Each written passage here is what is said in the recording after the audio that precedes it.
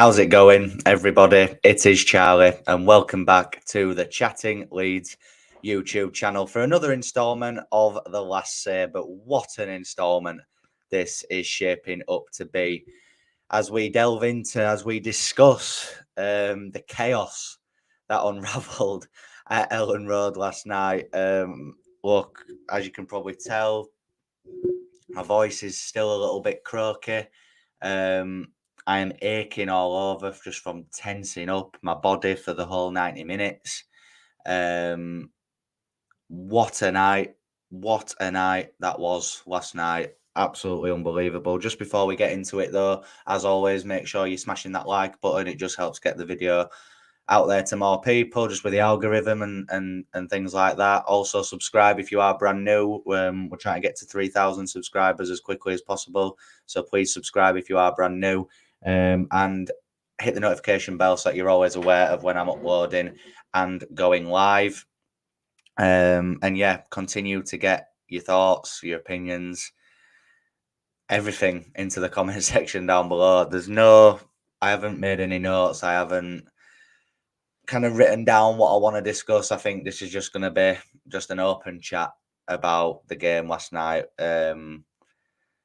I've experienced some nights and some games at Elland Road in my time, but that I think tops it all. Which to other teams, to fans of other teams, might sound a bit tin pot, but it's just my honest feeling on it. I just thought it was. I've never experienced an atmosphere like that at Elland Road. It was unbelievable. It became feral when that equaliser went in from Connor Roberts. I felt like the roof was going to come off of Elland Road. The atmosphere was absolutely unreal. Let's just get into some comments straight off the bat. Julie, what a night, what a comeback, what an incredible team. Just never know when to give up. For 75 minutes, we were played off the park. What a turnaround. I was still crying this morning. Yeah, I still couldn't believe it this morning. Unfortunately, I had to get up and go to work for a few hours this morning, so I was absolutely dying. I've come round a little bit, but yeah, Mike's saying sore throat, hangover. What a game. I wish I had an hangover. Can't talk, lost my voice, let's go. Fecking mental, what a night, sore head as well. Oh. Evening, Jay, good to meet you last night, pal. It was really good to bump into you in the ground. I'm sure you had an amazing night like I did.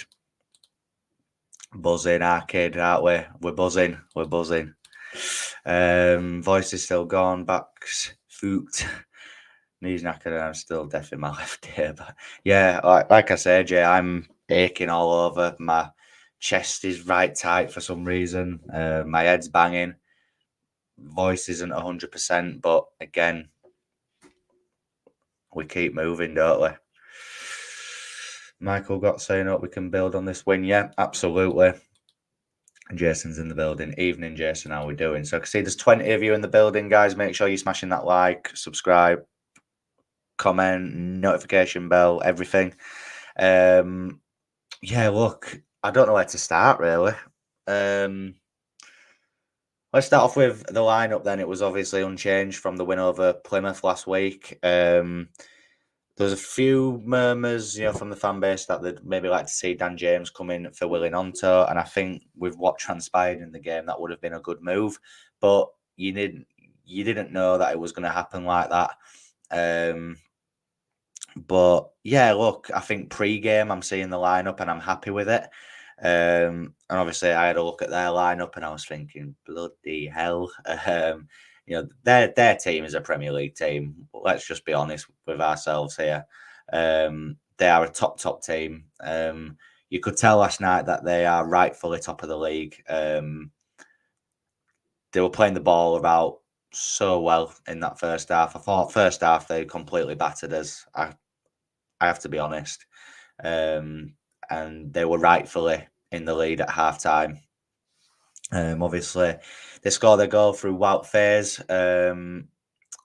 Kin and Dewsbury all with the corner. I think it's Fatawu, or is it Daka? I think it's Daka actually, who flicks it on at the near post. And then yeah, you've got Willie Onto marking Wout Faes. I mean, that's just wrong in so many ways. And obviously Faze is there at the back post to nod it in, and it's 1-0 Leicester after 15 minutes, and they deserved it. Like I say, I feel like there was a bit of a weird energy in the ground. I thought pre-game and like the first sort of 15 minutes, the atmosphere was unreal. A lot of chanting, a lot of, it was loud. It felt that if you were a Leicester fan or Leicester player, like quite intimidating. Their fans were making some noise as well, in fairness to them, but I felt like Leeds were definitely the louder of the fans, of course, with it being at home. Perot had an early chance, should get it on target. He actually had a chance to take a touch onto his left foot, but he didn't. He chose to hit it first time with his right and ends up skying it. There was another opportunity where it was a header and he chose to kind of like head it diagonally, where their keeper had moved over to like the left in front of me at the south stand. And all he has to do is just head it just straight, and it goes in. It goes in for me. If he heads it straight and it's on target, it goes in for me. And we could have seen a completely different game.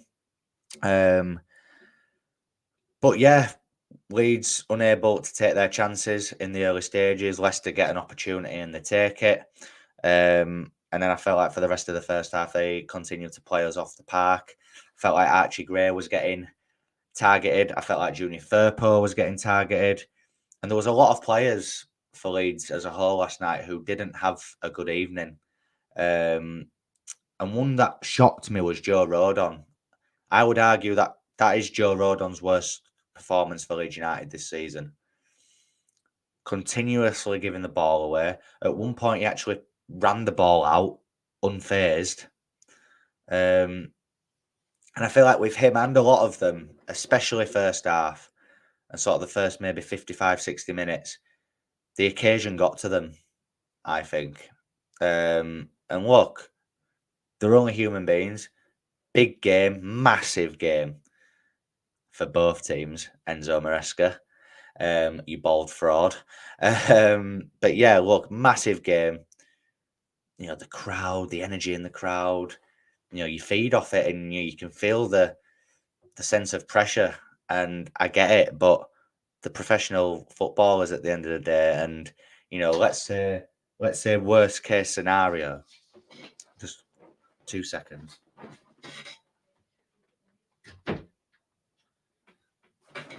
Door just came flying open there, guys. But yeah, look. What was I saying? Yeah, if worst comes to worst and we end up in the playoffs, you need a team that is going to, fight in the big occasion, rise to the big occasion. And I felt like I say, for the first sort of hour of the game, Leicester rose to the occasion and we didn't. That doesn't mean I'm saying we played bad, but you could tell that there was a lot of nervousness within the crowd and within the team. Especially moving into the second half, where Leicester, let's be right, should have been at least 3-0 up in that second half. Good save from Illan Meslier and 2 other glorious opportunities. And there was a lad next to me who turned round after, I think, was it Mavididi missed one? And he said, it's our night, this. He said, they're missing chance after chance after chance. He said, we're doing this.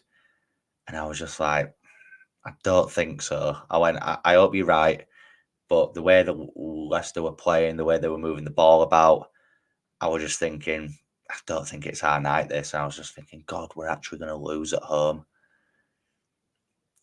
And then what happened in the last 15, which we'll obviously get onto in just a bit. I'm just going to get into a few more of your comments. Kamara covered a lot of ground. He worked his socks off. Farker got the calls right at the right time. Yeah, he did. And you've got to credit him for that. He usually makes subs on like the 70th minute, but he could see that Leicester were on the prowl in that second half. And if he didn't make the changes at the point that he did, it could have got worse. And the subs made the difference for me, which we'll obviously get onto in a little bit. What a goal by Dan James. He changed the game. It was actually Pat Bamford that scored that goal, Mark. It came off Pat Bamford's knee.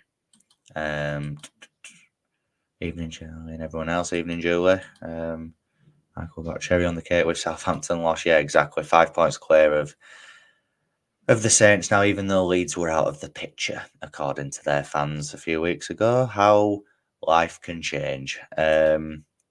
Southampton result today, fantastic. We love Connor Roberts, 33. Yep, 100%. Evening on, what a win, 9 in a row. Yep, crazy stat. I was saying, please. Yeah, exactly. I feel like when we equalised, that's what I was thinking. Let's just take a point. But God, I'm so glad what happened. But yeah. Neil Parkhead, Southampton get a bit. Yeah, exactly. It has.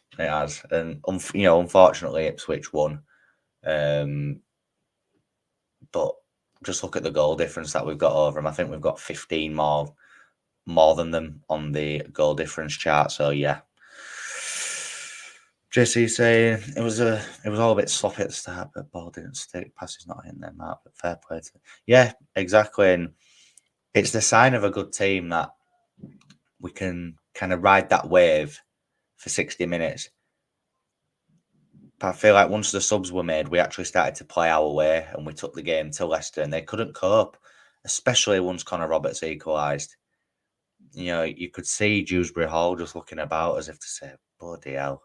And they crumbled. I don't care what their fans say. Yes, they'll probably go on and win the league still. Fair play. But they crumbled last night. They did. And, they're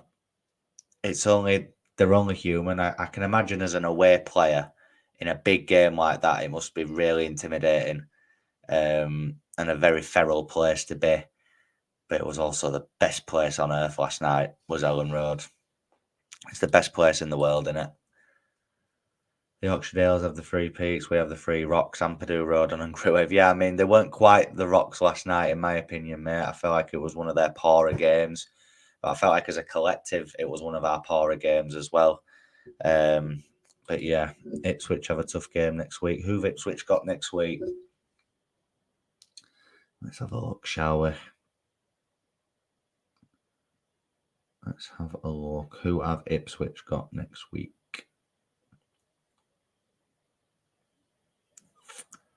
They've got Plymouth away. I mean, I can see them winning that in all fairness. Southampton have got Birmingham away. And Leicester have got QPR at home. So I expect, and obviously we've got the dog botherers away, and I expect all the teams to win on Saturday, in fairness. I thought it was Perot's worst performance in a Leeds shirt when Bamford. Yeah, I'm not sure worst performance in a Leeds shirt, but I do get what you're saying there. I do get what you're saying, Jay. Plymouth, yeah. So yeah, let's just obviously speak about the madness that happened from 80 minutes onwards. I mean, like I said, the guy next to me called it. He said it's our night, and I was just going, nah, mate. I just can't see it. Just cannot see it.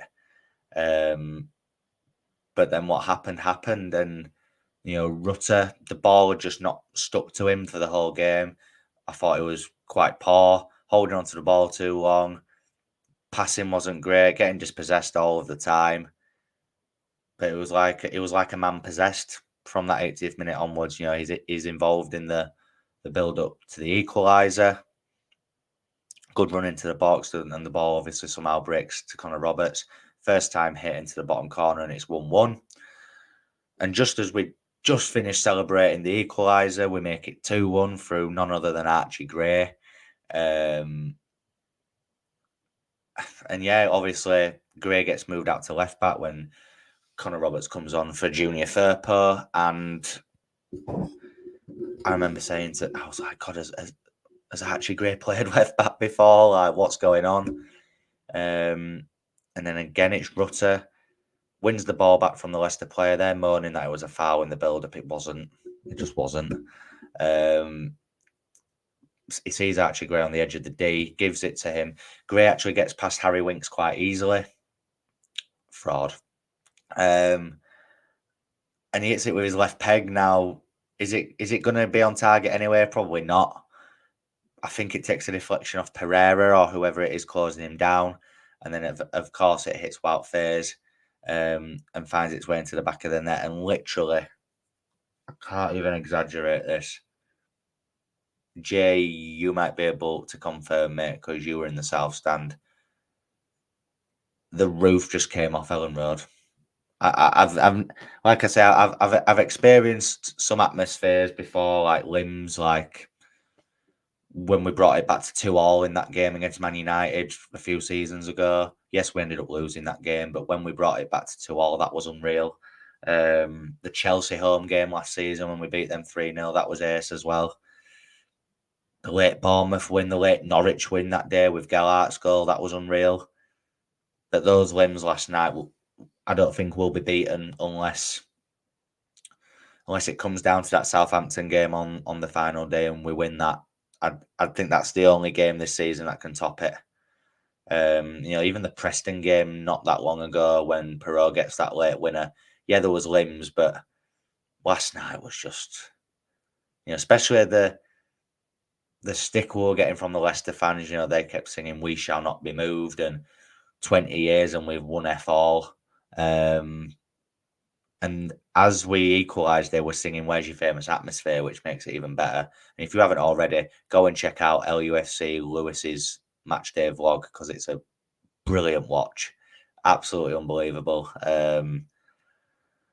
And yeah, obviously that goal comes in, 83rd minute? And you're still thinking, right, there's at least 10, 12 minutes left of the game, which it turned out, I think it was 5 minutes added on at the end. And that was one of the most nerve-wracking 12 minutes of my life. Every time Leicester had the ball, I just had my head in my hands. I was watching like this, and the lads behind me always give me a little bit of stick, because every time opposition touch ball, I'm like that, mate. I just get right nervous. It's just how I am. Saying that most teams this season, I haven't done that to because, because the quality in this league other than us, Leicester, and Southampton and Ipswich is dead, isn't it? But yeah, it was nervy. It was really, really nervy. But then obviously the third goal came. Again, Jorginho Rutter involved. And yeah, I thought it was a penalty from our end, but it wasn't.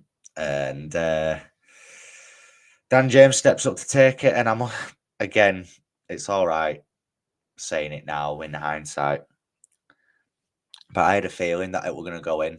I just knew. I knew. I said one way or another, this is going in. This is going in. And yeah, well, in the ground, I thought it was Dan James's goal. I knew it took a deflection, but I thought, it'll go down as his. But no, it comes off Pat Bamford's knee. Pat Bamford goes off and celebrates on his own, while the rest of the team goes one way. It was funny, it was hilarious, but I had lads from 3 rows behind me on top of me. I couldn't see for all the bodies on top of me. There was lads kissing my head. I was kissing other people's heads. I've got a bruise on my left leg, which is killing me. My body's aching, head's banging, sore throat. Do I care? Do I frig? Do I frig? But it's all right though, because it's just another game, isn't it, Enzo? You prick. I'm gonna say it, you prick. And I hope you've had a lovely Saturday, mate. And I hope all the Leicester City fans have as well. That gave it big licks before the game. I hope you're all having a lovely weekend on us. Cheers for the 6 points. It's not that Ipswich here. Trust me, Plymouth won't be easy for them. Yeah, they beat Middlesbrough today, didn't they? Which is a turn up for the Bucks. The atmosphere last night reminded me of European nights, and you see, I'm unfortunate enough to not have experienced European nights and obviously the Don Riviera, but yeah, I've heard lots about it from my uncle. I have seen Motorhead live, and when Archie scored, I've never heard anything like that. Yeah, unbelievable noise, wasn't it? I think it was Archie's goal. I can't remember which goal it was that's affected my leg, but it was one of them. Most likely Grays or the third. I think the third one actually was better because that confirmed that we'd done it. Do you know what I mean? Like that was just the icing on the cake. Supposed to be a video somewhere with a Leeds fan about 3 miles away recording the intent. Yeah, that go and check that out. If I think it's on Twitter somewhere. Unbelievable. You can actually hear it as well. You can hear them marching on together. It's unbelievable the noise like from so far away. It's class that video. Yeah, it is a great video. Yeah, yeah, it's unbelievable. And I mean, just want to massive thank you to Jason for the £4.99 donation. Really, really does mean a lot, pal. Really do appreciate that. Any donations just go straight back into the channel. So yeah, really do appreciate you supporting the channel in that way, Jason. And of course, if you'd like to be a member on the channel for £1.99 a month, there is a join feature on the channel, which again, all memberships, all donations go straight back into the channel. Really do appreciate that, Jason. Top of the league, who gives a? We're Super Leeds and we're going up. Yeah, absolutely, mate. Thanks for that. We have now tried Archie and Amper doing different positions. Would it be worth trying Cree as a striker? No, I don't think so, Den. I get your point, maybe as a false nine, but no, not for me. Cree was very quiet in last night's game. Don't think he had a bad game. I just think he was quiet. But you could tell that like Hamza Chowdhury and like Vestergaard and Pereira, they were all kind of doubling up on him. And every time Somerville had hold of the ball, they would press him. Every time Nonto got hold of the ball, press him. Rutter, press. Perot, press. All the front players, basically. And I felt that's what Leicester did very well last night. They chose their moments to press in the right areas.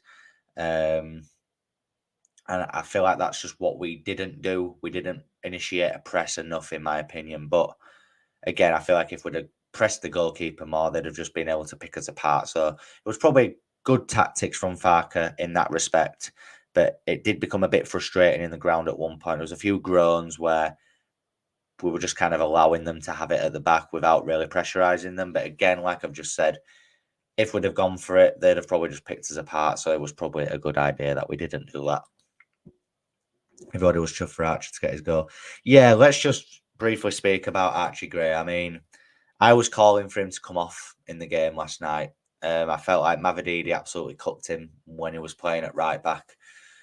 Dewsbury was just targeting him all the time, playing the ball over the top, and Mavididi just kept beating him for pace. And it did seem like he was really struggling and that he was a bit nervous in the game, which, you can understand. He's 17 years old. But when he moved out to left back, I think he got better. The guy can play left back, he can play right back, and he can play centre midfield. And he's 17, and he does all positions to a adequate level. But you could see, in the interview with Sky after the game with Rutter, he just kept saying, just listen to them all. It's 10 at night, and I can't hear myself speak. It's mental. And that amazing photo where he's like in that corner of the ground and he's got his arms up like that, and you can see all fans in the background, and just class. And then he give it the Bellingham as well, didn't he? And you've just got to respect it. However old you are, I'm 26, you could be 36, 46, 56. That kid is living our dream. And I feel like we'd have all done the exact same as what he did. So yeah, fair play to the guy. I'm absolutely buzzing for him. 9 wins in a row, first time we've done that since the 1930s. Yeah, it is a new record, or it's like equal the record, yeah. And his next 3 league games, Huddersfield away, Stoke at home, Sheff Wednesday away. We could be looking at a scenario where we're 12 wins in a row. And we should be looking at a scenario where we're 12 wins in a row as well. Because those 3 teams are gash. Like, Huddersfield won today, fair enough. But are they anything compared to us? No. Stoke, yes, they beat us in that first game when we made all those stupid changes. And Pat Bamford missed that penalty. But are they better than us? Are they equal to us? No.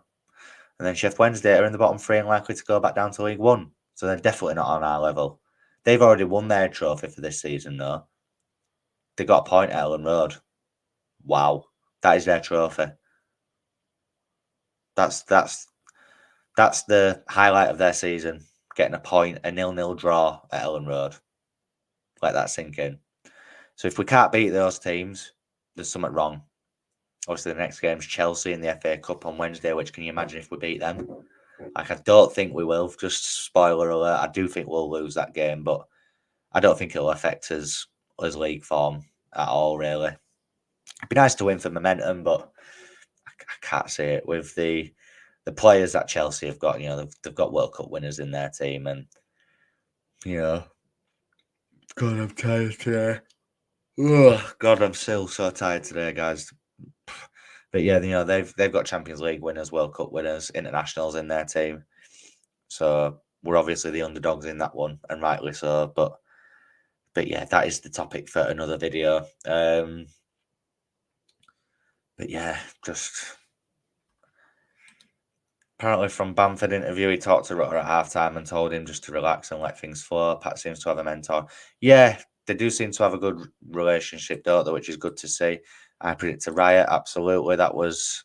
I mean, I have a video on my phone of the aftermath at full time, and I predict a riot. And yeah, I'll be honest, I don't even know all the words to that song. I just know the main bit that everyone knows. So, but yeah, absolutely class.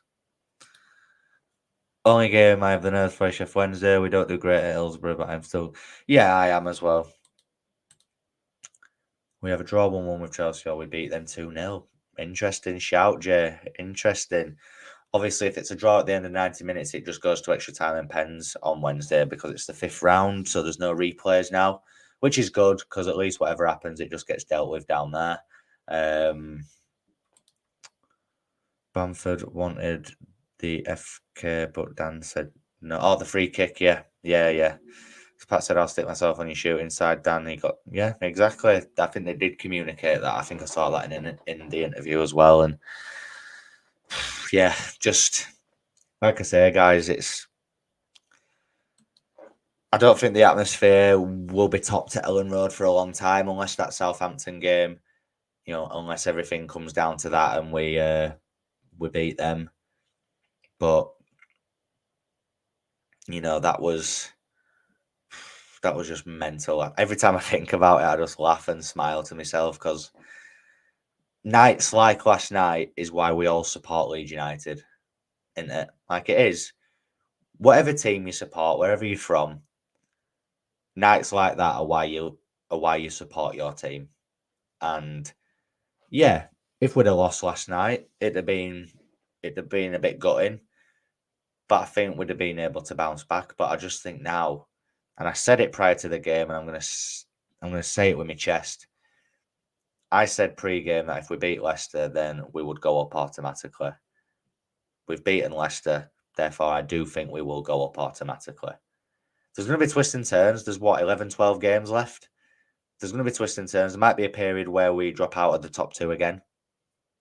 But I just think the form that we're on at the minute, 9 league wins in a row, we've just beaten top of the league, done the double over top of the league. The confidence and the momentum has just got to keep going now. It really has.